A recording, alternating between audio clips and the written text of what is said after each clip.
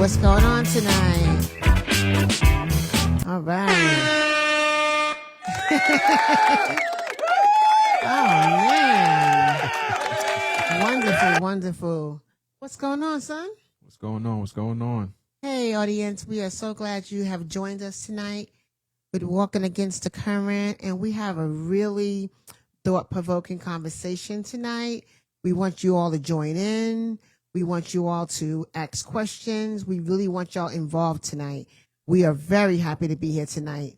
And tonight's podcast topic is going to be soul ties, soul wounds, and the stories we don't heal from. Ooh, yeah, that's good. That's deep. That's deep. Yes, very deep. So my first question will be, I'm going to open up with this question. I wrote these down. I took a lot of time tonight and wrote these questions down because this is a topic for me that is really... Well, before we jump into the questions, let's do this. Okay. Let's define what is a soul tie. Oh, okay. I like that. Because many people may not know what a soul tie is. And a soul wound too, two of those. Okay. Right. So I like definitions. So You do. I feel like I got a little bit to do with that. yeah, so I have a lot of definitions that I was able to look up tonight. So a soul tie, what it means is a biblical, emotional, and psychological, right? So you have the roots of a soul wound, how trauma, rejection, or sexual connection can leave spiritual scars, right? And man, that is so profound. And then you have like how to break them. But I'm gonna let you jump into that question. But because many people don't understand. Yeah, a lot of people don't understand. Really are. Because we say that word so absent-mindedly a lot of times. It's like, oh, you got a soul tie to that person. And then, of course, we don't hear enough about soul wounds. Right. And then you got to think, too, another definition of soul tie is like an emotional or spiritual bond that you have with someone from a relationship, intimacy, Absolutely. shared trauma, right? Or even intense friendship. Ooh, friendship. I didn't think about that. Well, I have a bunch of those then.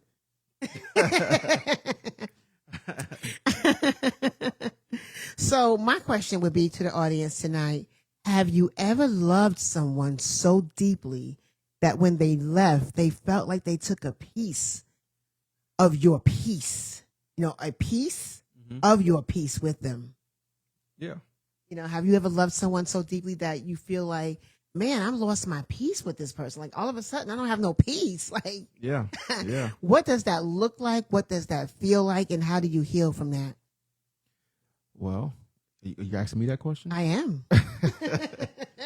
This is hot off the press. We don't, what do we say? We do not prepare for this. We are completely live, for real. Yeah, we live for real.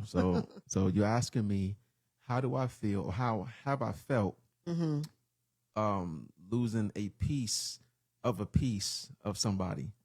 Yes, like that person, you lost a piece, and then you also lost your peace. Yeah, peace of mind. Right. Yes. Oh man, I think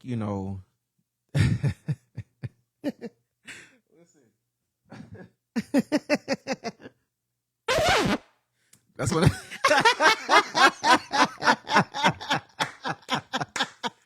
Listen, that's a very profound question because you think about past relationships, past friendships.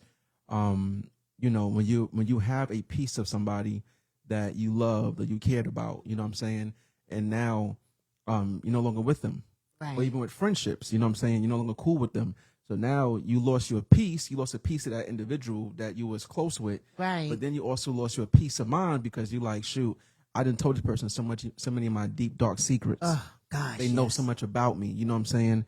And that's one of the things with my friends, we always vowed, and me and my boys, we didn't fell out plenty of times. But our number one law was, if we ever fall out, if somebody was to ask me right now, hey, how's such and such? I'm going to say, oh, man, he's doing great. That's great. That's the way it should be. We never air out none of our issues. Dirty laundry, yeah. Dirty laundry. Like, we don't play those type of games. You know what I'm saying? We never, ever did that. And there's been times I ain't taught some of my guys in, you talking about 6 months. Wow. Mm-hmm. Almost a year. Right. And, like, nobody never knew. Wow. Because we just kept that solid. So All nobody right. talked about what I did, what he did. Is just keeping it solid. See, that's real friendship, though. Yeah, it You don't is. have to throw it out there for the world to pick it apart. You know what I mean? Right. And that's unfortunate that a lot of people do. But I get that because I'm going to ask myself that question. I'll tie it to love. When you fall for somebody when you first meet them, all of a sudden you feel like this is the right person. You know what I mean? Well, maybe I won't tie it to myself. If somebody asked you in here, expound on the intense friendship. Well, I guess I spoke about that, right? Yeah. You want to expound on it now? I can. I think you mean like what's the question again? When I broke down the soul tie, like a deep emotional connection, relationship, intimacy, shared trauma, or even intense friendship. Oh, well, intense friendship to me is that person that you feel like they're blood related to you. You don't. There is no rules. There is no boundaries. Those friendships are like family. Right. I have sisters that I am just as close to as my blood sisters. Those are my intense friendships that when I'm down, I can go to them and I can really let loose and, be transparent to the point where it's like, they're not going to judge me because they love me and we have that type of bond together. They might be like, girl, get your life. You know what I mean? Girl, get yourself together. But Yeah.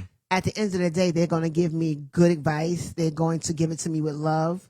You know what I mean? So those are my intense friendships. And then you do have your work relationships and stuff like that you don't necessarily speak or talk, as much as your business with, as intense friendships like your girls. Right. No, for sure. Now go ahead with your other.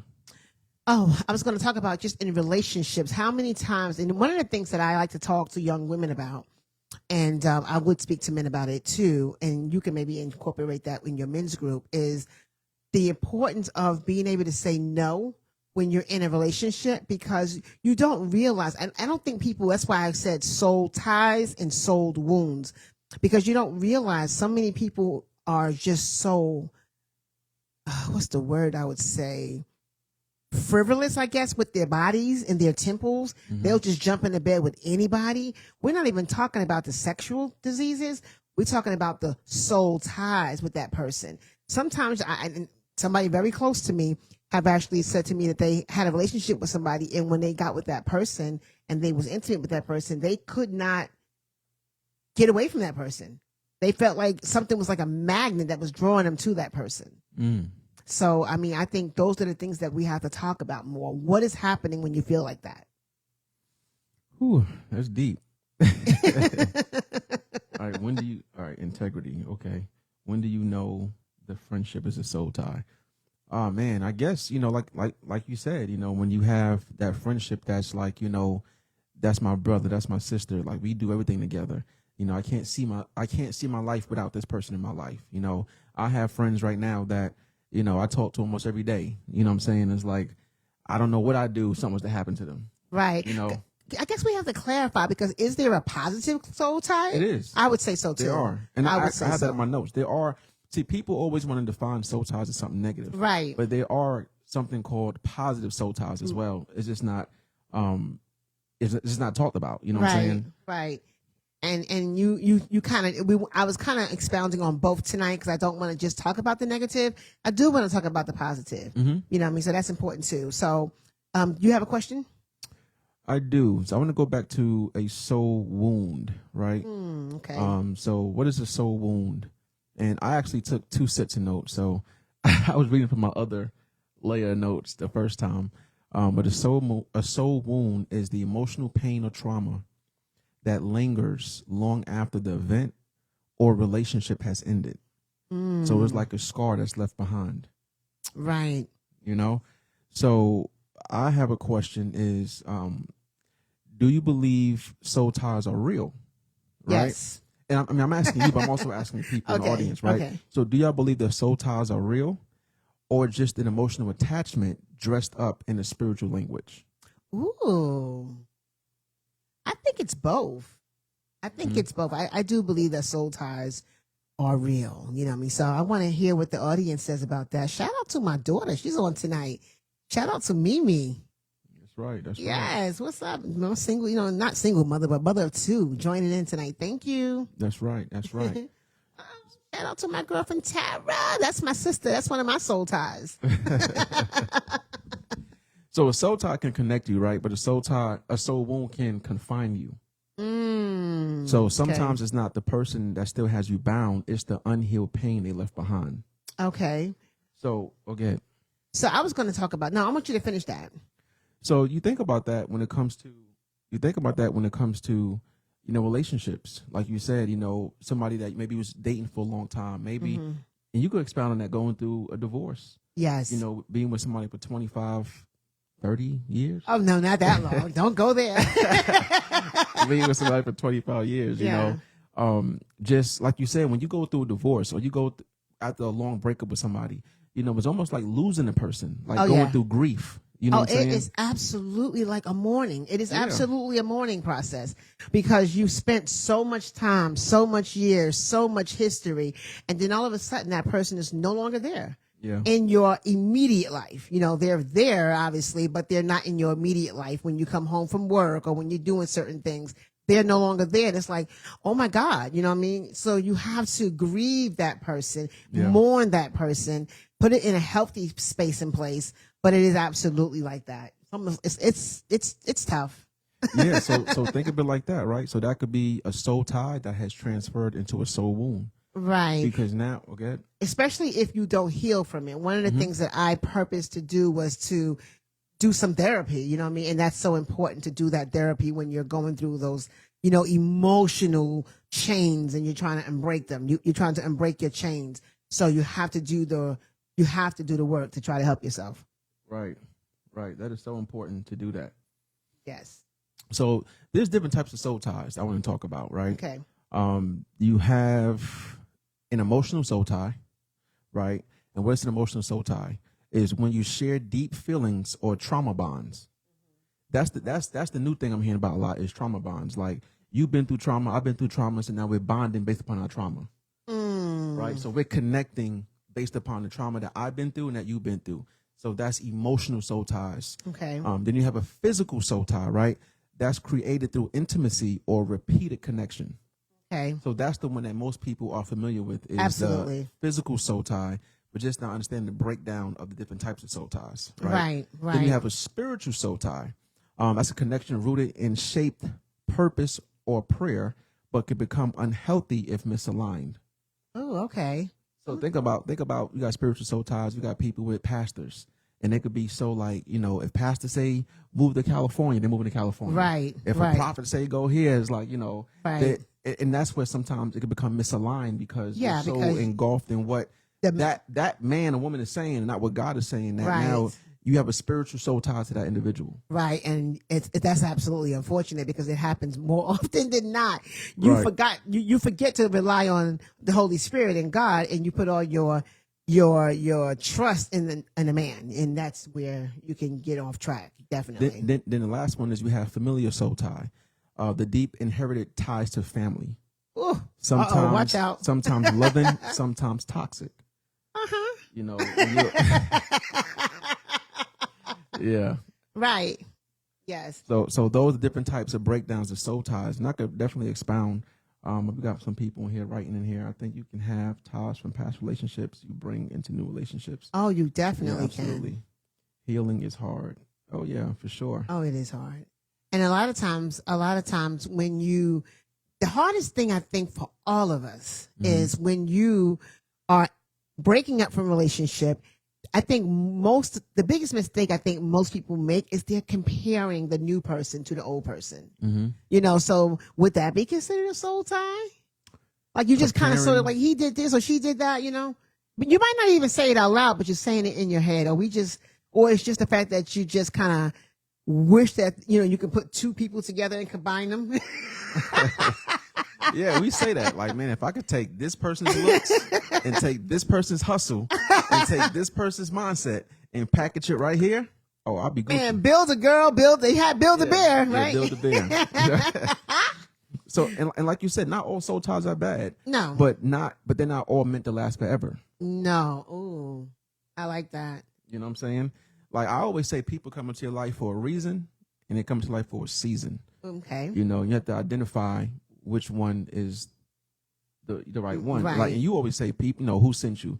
Did God send you or did the devil send you? Absolutely. And I always I always use that same analogy from people come from a reason and for a season. Like they coming for a reason to maybe show me something, teach me something, or they coming for a season. Maybe I'm gonna learn something from them. Okay. You know, I always talked about how, you know, God always put positive men in my life throughout my life that was able to help me in business and leadership and law enforcement, that I was able to look up to in a reason, in a season, and for a reason. Right. Because not all those men that's been in my life are still in my life. Right. You know what I'm saying? And not saying they left because of bad blood happened. Maybe they just moved, or I outgrew them, or you know what I'm saying? Right. But they came for a reason and for a season. And you was humble enough to take it in. Right. That's the biggest mistake I think a lot of people make when people are giving them advice. All right, that's right. That's the applause. Because you have to have humility enough to be able to recognize that somebody's in your life sometimes for a reason and a season. That you don't just feel like you know it all. That you're able to say, I got this person has something to offer. I want to grab it and learn it. You know? Okay, so. I got a good question. Okay, go ahead. Okay, we both, because we don't, you know. And like I said, when we go on these lives, y'all, we don't discuss our notes. We don't. We just come on here and we just start spitting. You know, we start rapping. Hey. So listen, I got a good question for y'all. Do you think people can break a soul tie without closure from the other person? I'm gonna let the audience answer. I got my answer though. All right. Say it again. Do y'all think people can break a soul tie without closure from the other person? Okay. So give your answer while they typing. I say no. I think I need closure for me. I need to end it. I need closure. Yes. I think when I don't get that closure, I'm constantly thinking about what I could have said, what I should have said, what I should have done. And I recently had to experience that. And somebody said, I need closure. And I said, I was just thinking that. This boy, I tell you.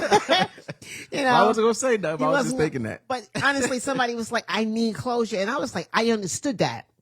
Because I think I'm the same way. I think I would need closure to be able to say, for me to go on, at least say my piece, especially if it's something that was real intense. Okay. I may need to just go ahead and say, okay, boom, boom, boom, boom, boom, and move on. Okay. Yeah. So I think so. Yeah. I don't think everybody needs it, but somebody else wrote something. Yeah, people are saying yes. They need closure.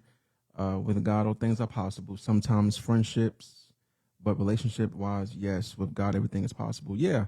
I definitely think people need closure. I think that's good too with God, because even if you don't get the closure, you can go to God and say, I need you to close this for me. You know what I mean? Yeah. I need you to give me some peace. Yeah. So that's a good one, sister. I like that.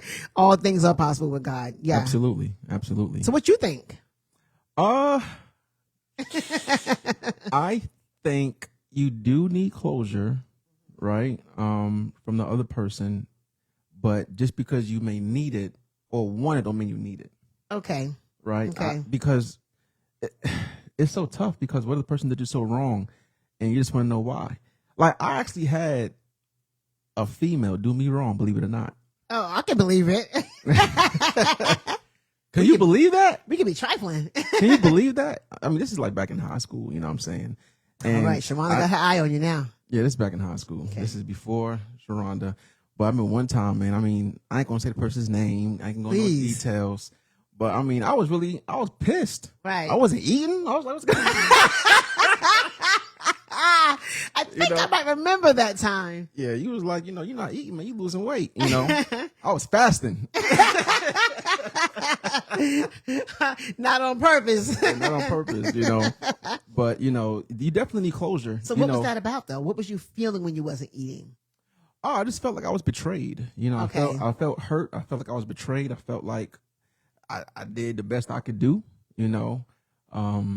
But, fast forward, they say the best revenge is leveling up in life. And, yeah. All right. We got to put some sound effects to that one. What you want?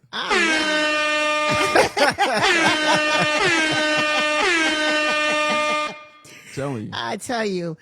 So moving into a more tense question that I would love to hear from the audience. I would like to say, what do you think a soul wound looks like on a mother if she's battling soul wounds?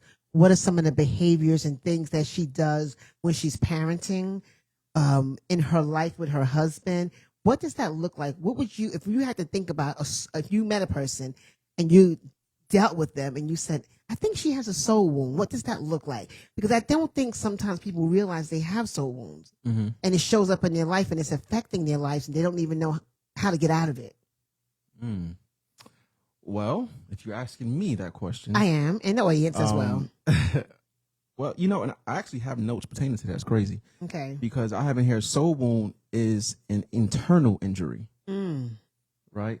It's your soul is dealing with the inner you. You know, they say the enemy is their inner me. Okay. Right? You're dealing with the internal injury, rejection, betrayal, abandonment, disappointment that never properly healed. Oh, yes. So if you're asking me, what are some of the things that I would notice, and you see it every day, right?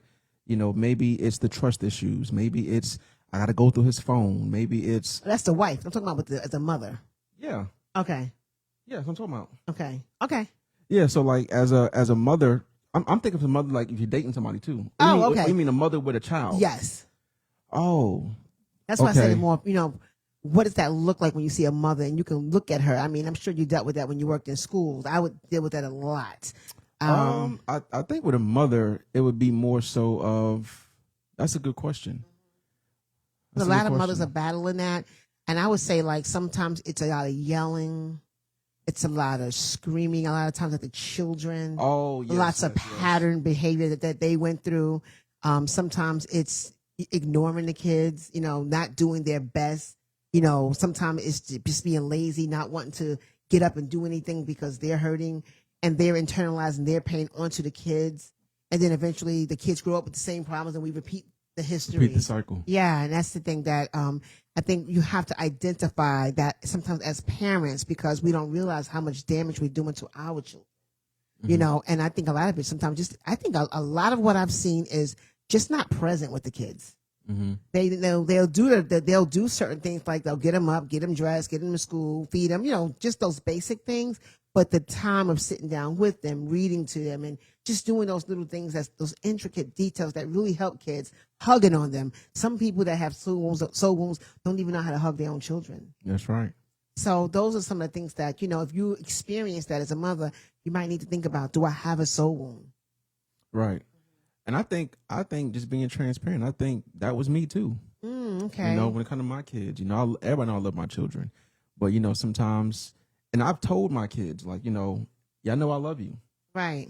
But that don't mean I like you. Right. Your behavior. I don't like, what I'm seeing. I don't like the way you're communicating. I don't like your tone. Right. And sometimes, and even as parents, it could be hard to sometimes to like your children. Right. Yes. Based upon how they treat you and based upon what you do for them. Right. And they don't appreciate it. You know what I'm saying? And that can create a soul wound. Because the wounds often show up as patterns of like people pleasing. Right. Ooh, yeah. People pleasing. They show up as patterns of fear of love. Right. Or emotional numbness. Well, you And see that's where it comes from. Yeah, because you see some teachers, sometimes a teacher of the year, they work great with students, but when they come home, they're awful with their own kids.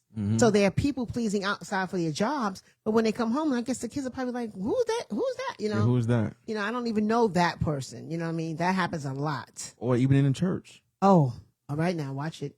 Yes, yeah. I'm just being real. Right. And we talk about that a lot of times in church. How you may see somebody act different in the church. They don't act the same way at home. Oh, yeah. Or at work, like you said. Or I've seen that growing business. up. Oh, man. I would see people in church shouting and jumping all around and, talking, speaking in tongues and doing all these things that, you're like, oh, man, they're so gifted. And then when I know that person behind the scenes, it's like, who are you? When you're in church, who's that person? Not saying that the spirit can't move, but sometimes it just seems like it's more of a show, unfortunately. You see any comments that we need to expound on? I don't have my glasses on tonight. No, just people just really just commenting. Okay. You are not promised. They will give you closure, but you still need to forgive and move on. Somebody said berating children. Oh yeah, that's a great one. Where because they're so wounded, they're berating their own children. That's a great one. That's a great one. That's a good one, sis. That's really good. Okay. So I think healing starts with awareness. Absolutely. Say that again. I think healing starts with awareness. Right. You have to be aware. You know what I'm saying? You have to be aware of your surroundings.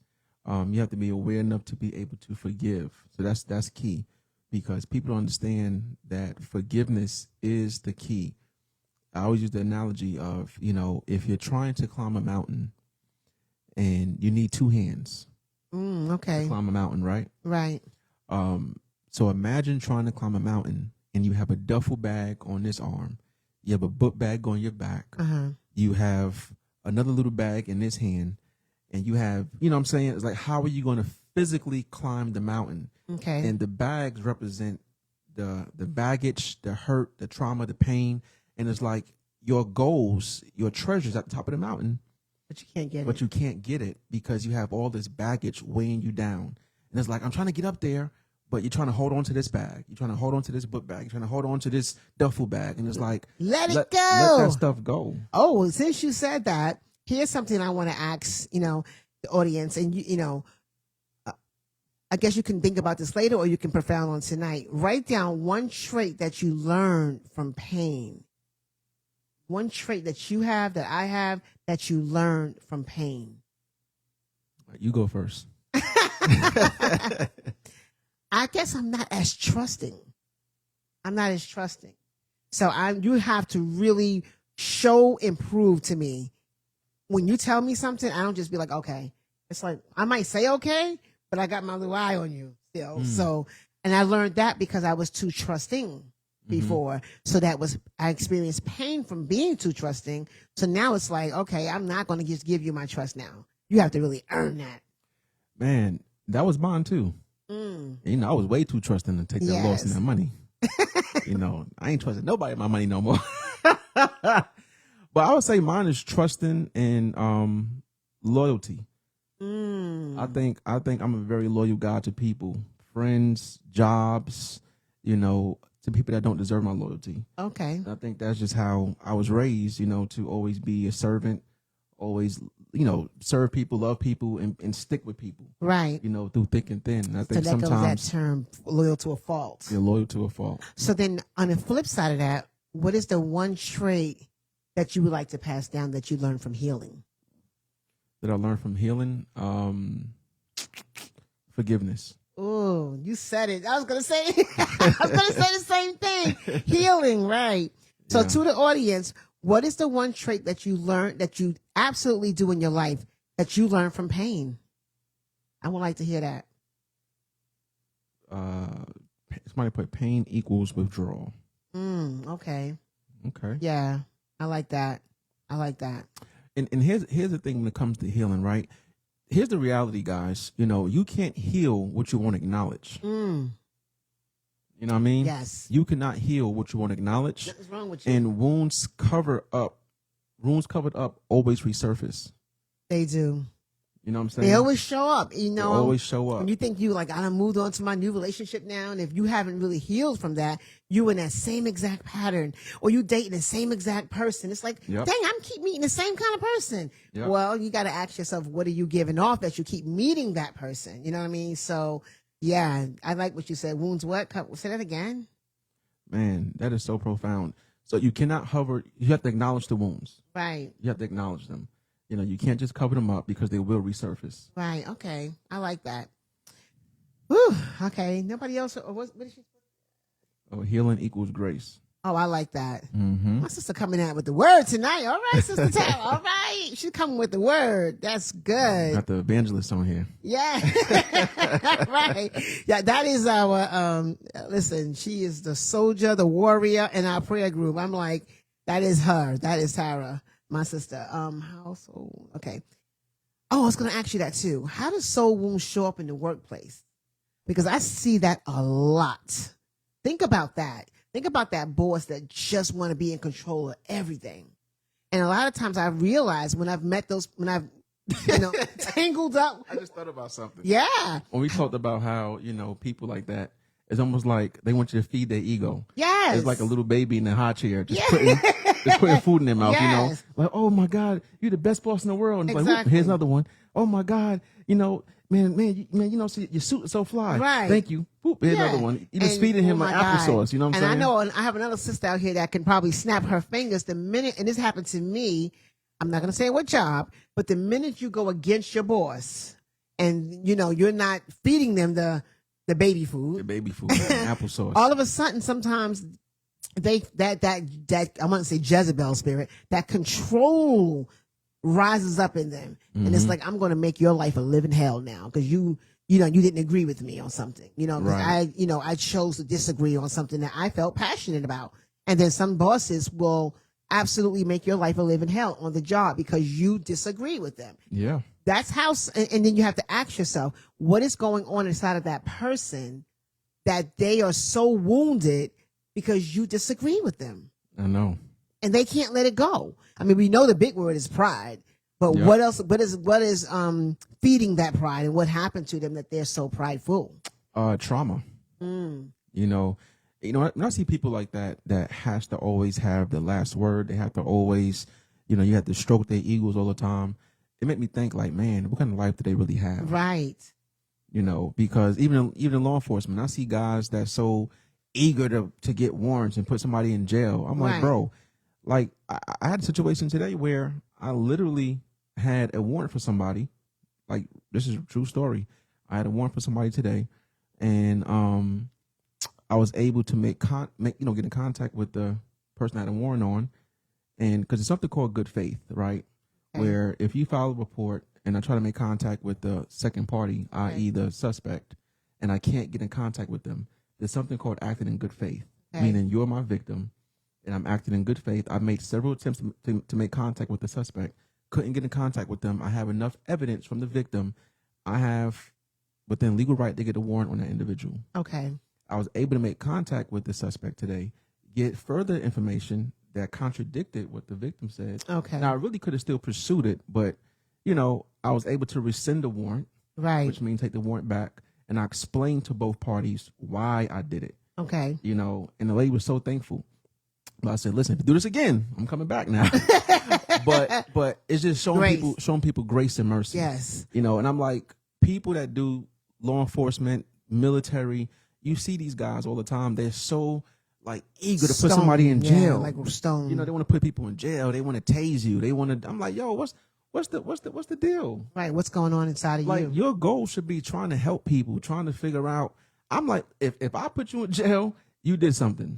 You know what I'm saying? I have no choice. Like, if seriously, my thing is, if I put you in jail, and I hate doing that, right? I tell people, you put yourself in jail by what you do, right? Right. But Absolutely. if I have to draft a warrant for you, my case going to be so concrete, you're going to think the feds got you. Right. Because I'm not just putting a warrant on somebody just cause. Right. I'm gonna have stats or, you know what I'm saying? Like, I'm legit making sure everything, I'm crossing my T's and dotting my I's. Right. You know? Right. Because I don't care about that. But I do see those type of cops who been bullied before. You read about it too. You know, Yeah. and you read about it. You know what I'm saying? Yeah. It's going down in history. And you break down a lot of those hard people that have that hard exterior. They're like little children behind all of that. In the inside. Yeah, it's almost like the Wiz, you know, the black version of the Wiz. Remember that great voice that was talking? the lion. And then, no, not the lion, the Wiz himself. Oh, okay. And then when they finally broke in and they saw it was just, you know, Richard Pryor behind his big voice. You know what I mean? But the bottom line was he looked so fearful and big behind the scenes. And that's a lot of times what people do with their positions. They capitalize on that, and their authority, they capitalize on that. But when you get that person by themselves, sometimes they're like scared little children. Yep. But they feed off making you feel less than or putting you down, you know. So then you have to know, like you said, when you're dealing with people like that, there's something inside of you that is so broken, is so hurt, that you just feed off hurting other people, you know what I mean? Or controlling other people. It's terrible. Yeah, so that's the sad part, you know what I mean? So like you said, you have to be aware of it. And this is what Walking Against the Current is about. We're not just out here wasting our time. We're putting some real thought behind the messages, Right. so that, you know, we all can learn. Not just you all learn, we are also learning. Like, I'm learning a lot from my son when he's giving his notes and stuff, and I'm sure he's learning from me. This is a learning process to make us walk against the current, to make us be different, so that we become servants, so that we become healed, so that we can be better humans. That's the goal of walking against the current, to inspire you, inspire ourselves to be better humans Right. and heal up. Speaking of healing, let's talk about healing, right? Yes. We got a few seconds left. We want to keep you guys, within a certain time frame. But, you got practical steps on how to heal from the negative soul tie and definitely from the soul wound, right? First of all, like I said, it's awareness. You have to, recognize the soul tie or the wound, right? Right. You have to repent and release. Forgive yourself and forgive the other person. You have to forgive. You have to that's forgive. the one thing we can drive that nail in. You have to forgive. You have to replace it with purpose, right? Fill that space with God's truth, prayer, and new growth. Okay. Right. And one of the things I like to do is, audiobooks, right? Listen to audiobooks and reading certain books that's going to help edify and build my mind. And then you have to rebuild boundaries. Healing doesn't always mean reconciliation. You have to rebuild your boundaries. Oh, yes. Oh, yes. I have my boundaries. I do. Yeah. I didn't have them before, but now it's like, okay, you cross over this line, you're done. You're done. You're just done. I'm not, no second chances with certain situations. Yeah. So yeah, that's a great point that you made. I like that. How does that look? And forgiveness is very, very important. I'm trying to look at my questions. I can't even understand some of my own writing. So what does healing look like for you?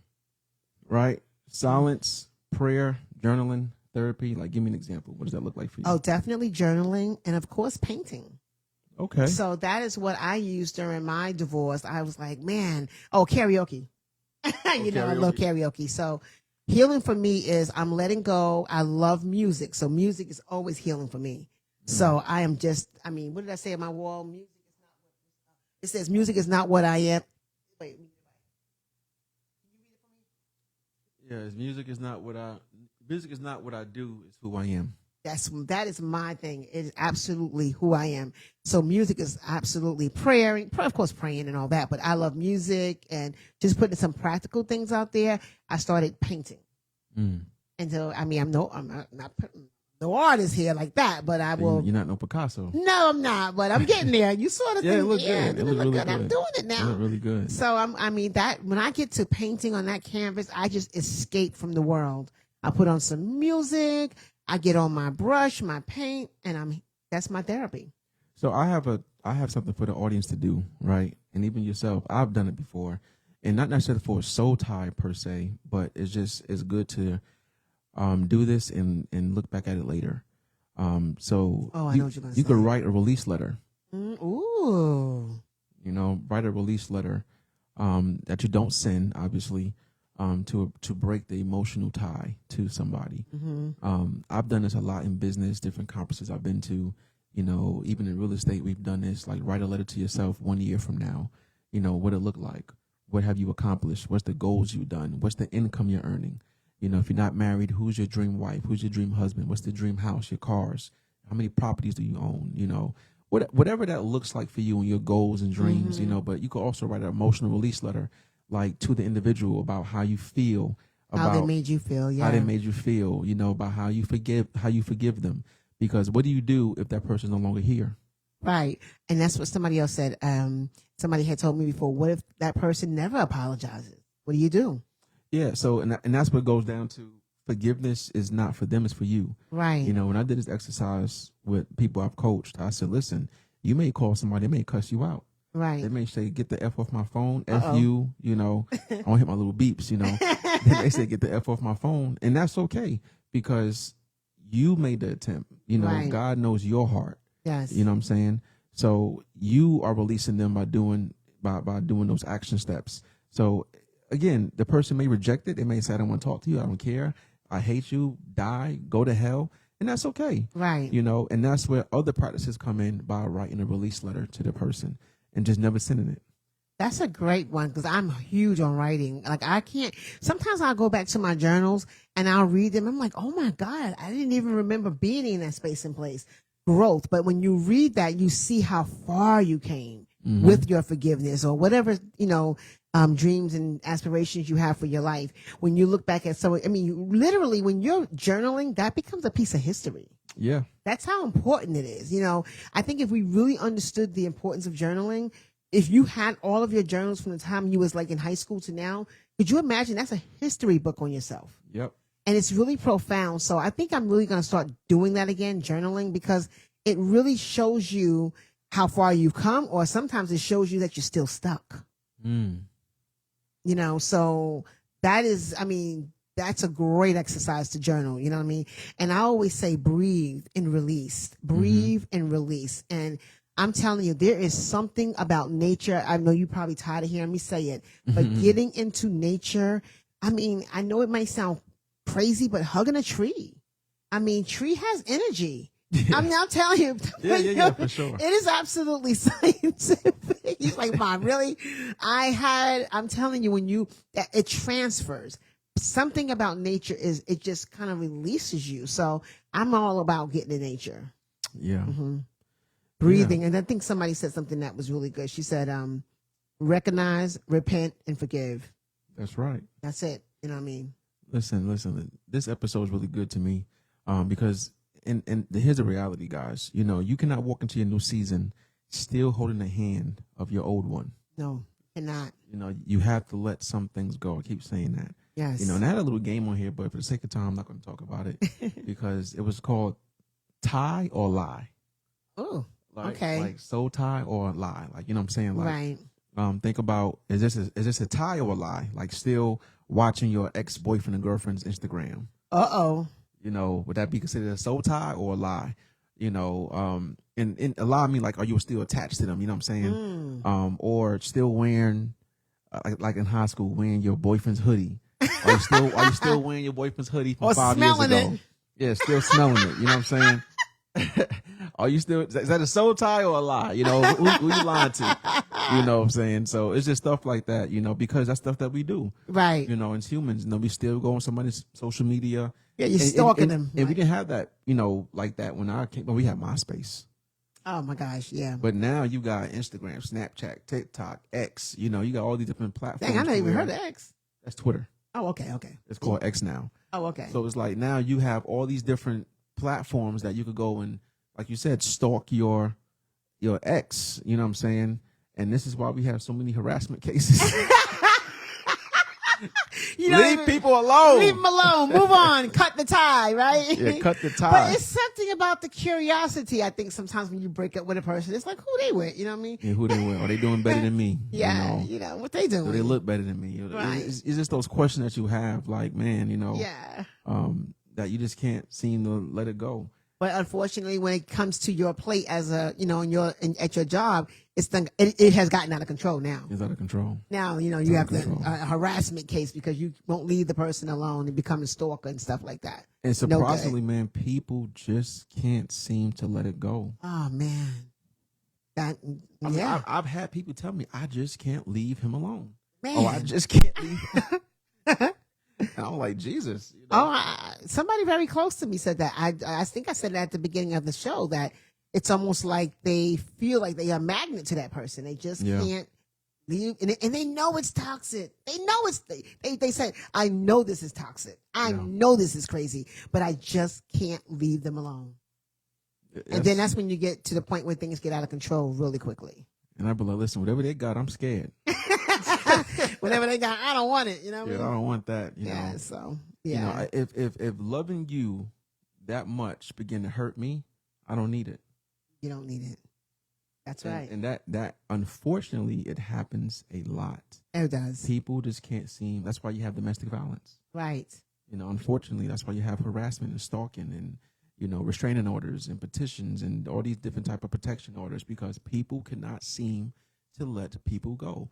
There's so many soul ties and soul wounds that is negatively transpiring out here and is causing people to get records and cost some people their life, unfortunately. Yeah. And that spirit of rejection is probably going to be the key. When somebody rejects that person, it's like that seems like it draws that person in more. Mm-hmm. So yeah, I mean, I am very. Go ahead. I'm sorry. No, I was going to wrap it up. Okay. I know we over our time. Uh-oh. We definitely appreciate y'all, tuning in tonight. If this episode blessed you, please make sure you like, share, comment, get the word out there, get the message out there. This will be uploaded to our YouTube channel, Walking Against the Current. Please go on there, subscribe to our channel. We're trying to get our followers, trying to get our views up, Yes. So y'all make sure y'all show us some love, and let's get the message out there. I want to say one last thing, and Yeah. then we can end it. So every tie teaches, right? Pain shows us what love isn't. Mm. Healing shows us what love can become. Mm. Okay.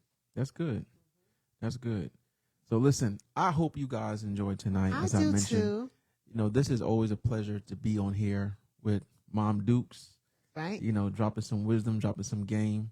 We really try to think of topics. This is not easy. It's not. Every week coming on here, not once a month, but every week coming on here, dropping some knowledge and having to, take time apart from my busy days to study for the week and put this together.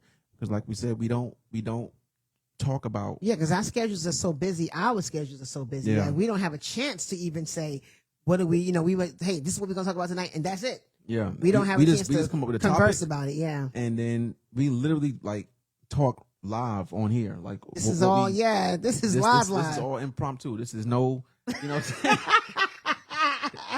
this is real deal Holyfield. So, Yes. but it's fun doing it like this. It but is, because it's authentic. It's authentic. Yeah, it really is. But, we about to get a videographer and start having some official episodes on the tube. Yes. I'm telling So- you, we're moving on up, as they say on Moving on up, Jefferson's. we're moving on up. But listen, man, we hope you guys enjoyed it. Y'all please stay safe, stay blessed. We And love heal, y'all. breathe, heal. Yes. Breathe, forgive, and forgive. Good night. That's right.